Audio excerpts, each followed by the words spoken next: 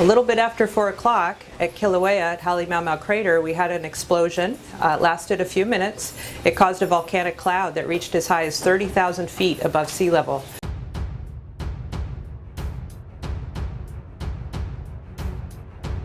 Which is the biggest cloud we've had so far during the recent activity. We've had reports of light ashfall in Hawaii Volcanoes National Park, and we expect that folks may be experiencing ashfall, light ashfall, trace ashfall around Volcano Village. It's raining in the area, and that's probably keeping the ashfall close to the Kilauea summit area. Currently, there's still low-level ash emissions up to about 12,000 feet above sea level, and we expect activity could wax and wane like this in the near future. So that's what's going on at Kilauea today.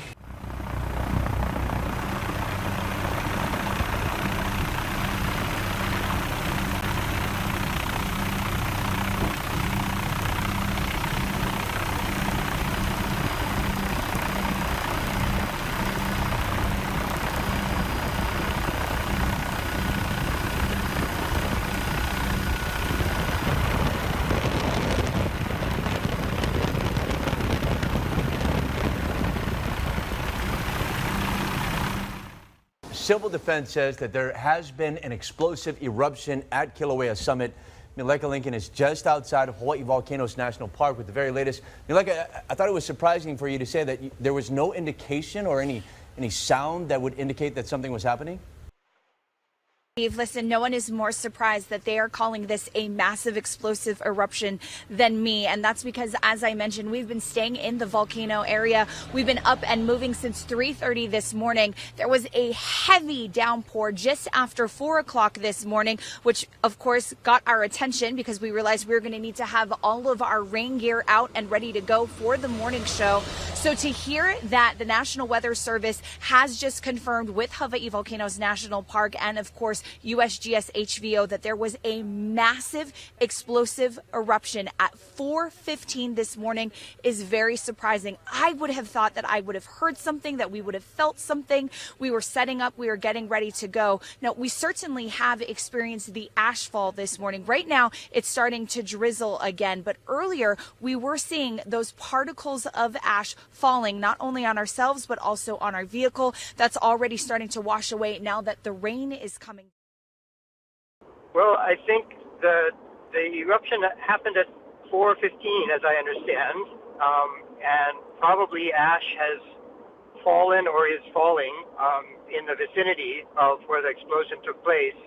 I guess it doesn't sound as if the ashfall is super heavy, so I'm mostly worried that people are going to get all really, really upset and worried. Yeah, and we are continuing to monitor the effects of the ash.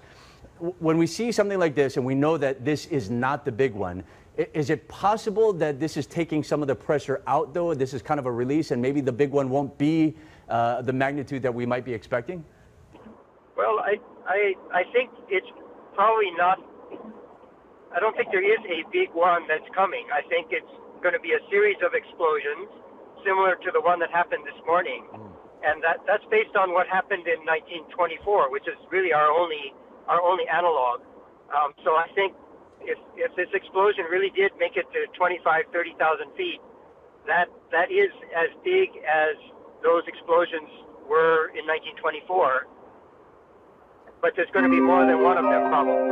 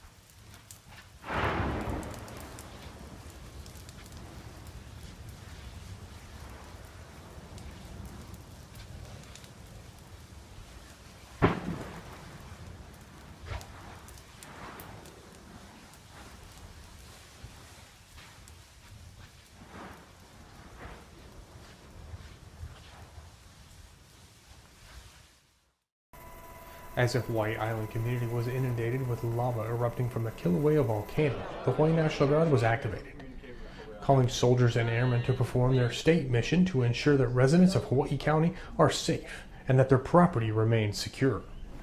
Task Force Hawaii has been established by the Hawaii National Guard. It's composed of airmen and soldiers from the Army and the Air National Guard. And what we do in Task Force Hawaii is we mission command or command and control the organizational assets and resources that are here on island and the Big Island in response to assistance as requested by the County of Hawaii. So what we've done is we've established several teams that are working with the first responders on the Big Island. One team is the aviation element. They're working with the Hawaii Fire Department and their aviation element to provide that support as needed. We have two teams on the ground that's composed of our security team that go out to the neighborhoods in response to requests from Hawaii County Police Department in regards to presence patrols. And then we have traffic control points and checkpoints to control the flow in and out of the affected area.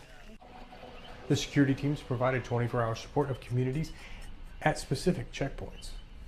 Our typical shift is we man a post. We have about 5 posts set up. We make sure no one is allowed in or out.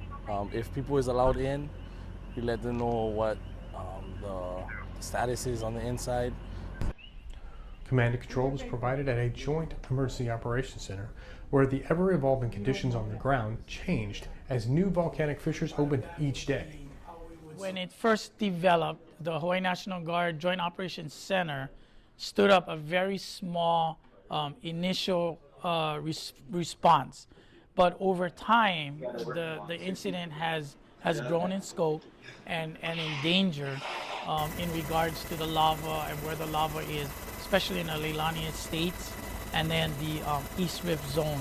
So we've had to increase the amount of personnel on the ground and amount of resources that we have to apply in order to assist the county in their efforts to help the community respond to whatever Pele does, and then also hasten the recovery of the community when all of this is over.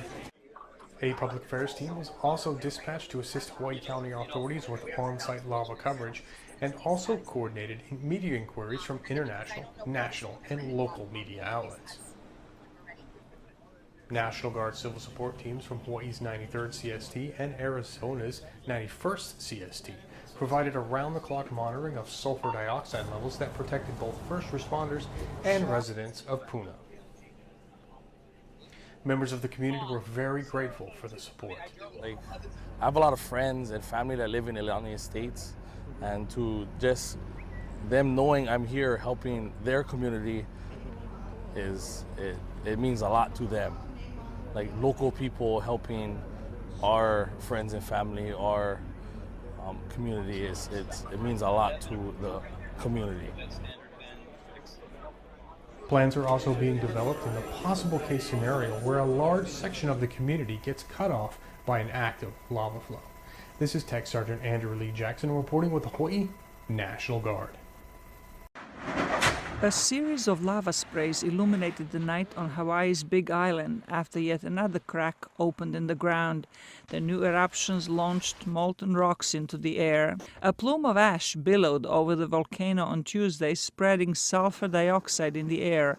Officials rated the air quality in the area as a condition red, which means the air could pose an immediate danger, especially for the elderly, people with respiratory problems, and children. Fissures running through a residential area have damaged homes and forced evacuations. Officials can't say when the next eruption is coming or when the volcanic activity will stop. At this time, it's about 2 miles away from Highway 137 and is traveling at 100 yards per hour. That measurement was taken this morning, so it could have gone faster, could have slowed down. We wanted to definitely thank the governor, Ige, for giving us an opportunity to write a letter to The Hawaiian Islands, including the one called the Big Island, depend on tourism, and businesses are eager to convince visitors that most of the island is safe and open for business. But tourism officials say the bookings for hotels and tours are down by about 50%, and some cruise ships have canceled their stops at the island. Zlatica Hoke, VOA News, Washington.